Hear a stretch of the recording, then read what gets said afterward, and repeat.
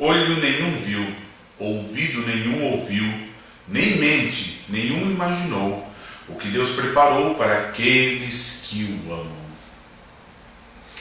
Essa palavra se encontra na primeira carta que Paulo escreveu à igreja que estava em Coríntios, no capítulo 2, nos versículos 9. E quando nós lemos isso, olho nenhum viu, ouvido nenhum ouviu, mente nenhuma imaginou o que Deus preparou para aqueles que o amam. Nós podemos até imaginar que são bênçãos materiais, que é os céus, que é a glória dele. Mas quando Paulo está falando nesse trecho, ele começa no capítulo 1 a falar sobre a sabedoria de Deus e o poder de Deus. E aqui ele finaliza falando que nenhum ouvido viu, que nem mente nenhuma imaginou, e que nada, ninguém conseguiu conceber o que Deus preparou. O que Deus preparou para aqueles que o amam é a possibilidade de poder ter um contato direto com Ele através de Jesus Cristo. Jesus Cristo morto na cruz do Calvário pelos meus pecados, pelos seus pecados. O que o Paulo está dizendo aqui, que nenhum olho viu, nenhuma ouvido ouviu, nenhuma mente imaginou o que Deus preparou, é nós podemos ter contato direto com o Senhor de toda a terra, através de Jesus Cristo. Ele começa a falar sobre a sabedoria um pouco antes, no capítulo 1, e começa a falar que os judeus pedem milagres e os gregos pedem sabedoria. Mas o que é dado por Deus é Jesus Cristo morto na cruz do Calvário. Para os judeus isso é escândalo. E para os gregos, para os gentios, como Paulo quis dizer, para aqueles que não são judeus, aqueles que não vieram da linhagem de Israel, isso é loucura. Como que algo pode ser de Deus, como pode vir algo bom de Deus através de uma cruz, através da maldição? Só que Cristo se fez maldição por mim e por você. Cristo morreu naquela cruz para pagar o alto preço da salvação, da minha vida, da minha alma, da sua vida e da sua alma. Isso é loucura, realmente, ao mundo. Como alguém pode se dar, se doar, ser chamado de maldito numa cruz, para trazer vida eterna a outros, para rasgar o véu do templo e para trazer comunhão do homem com Deus? Realmente, para os gregos, a cultura de sabedoria da época, loucura total. Para os judeus, que não aceitavam, através dos seus ritos e tradições, nenhuma maldição, nada contaminável, um homem morrendo na cruz do Calvário, como aquilo poderia ser bênção? Como algo maldito, declarado realmente maldito, poderia ser bênção? Como através dessa situação poderia ser algo tremendo que Deus traria para mim e para você? E como o apóstolo Paulo diz, olho nenhum viu, mente nenhuma concebeu, imaginou, nada chegou aos nossos ouvidos o que Deus preparou. E o que é isso que Deus preparou? É a nossa salvação. Desde a origem do mundo, não poderíamos imaginar que através de algo tão louco, tão inconcebível, tão escandaloso, como dizem os judeus, poderia trazer salvação para mim e para você.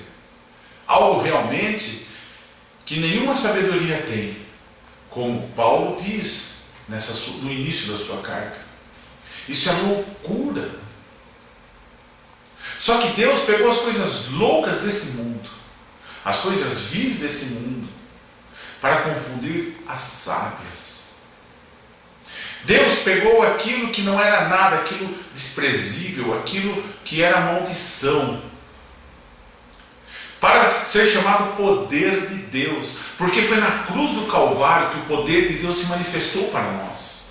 É através da cruz do Calvário, do sangue de Jesus Cristo derramado na cruz ali, é que o poder de Deus chegou até nós. Paulo, no início do capítulo 2, fala assim: olha, eu mesmo, irmãos, quando estive entre vocês, não fui com discursos eloquentes, nem com muita sabedoria para proclamar os mistérios de Deus. Paulo, no início do capítulo 2, diz que ele foi com poder, e este poder de Deus. O poder de Deus que Paulo está dizendo aqui não é chegar com muitos milagres, com curas, com prodígios. O poder de Deus que Paulo diz aqui é Cristo na cruz do Calvário.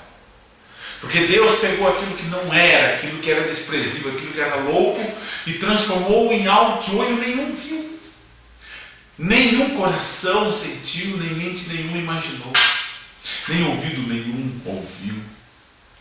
Quando nós falamos do poder de Deus pela Bíblia, nas cartas de Paulo, nós podemos ver em Romanos, em várias cartas, que ele fala que o poder de Deus é a salvação em Cristo. Como Paulo diz no versículo 5, para que a fé que vocês têm não se baseasse na sabedoria humana, mas no poder de Deus. Do capítulo 2. Que a nossa fé não se baseie em sabedoria humana, mas no poder de Deus. Ele pregou o poder de Deus. Só que se nós voltarmos no capítulo 1 de Coríntios, nós vamos ver o que é o poder de Deus. O poder de Deus é Cristo na cruz do Calvário. É loucura isso. Realmente, se a gente imaginar assim, nossa, nós pregamos tanto poder, os milagres. Irmãos, isso ocorre no meio do povo de Deus naturalmente. Deus cura, Deus liberta, Deus cria dentro do homem um coração novo, transformador.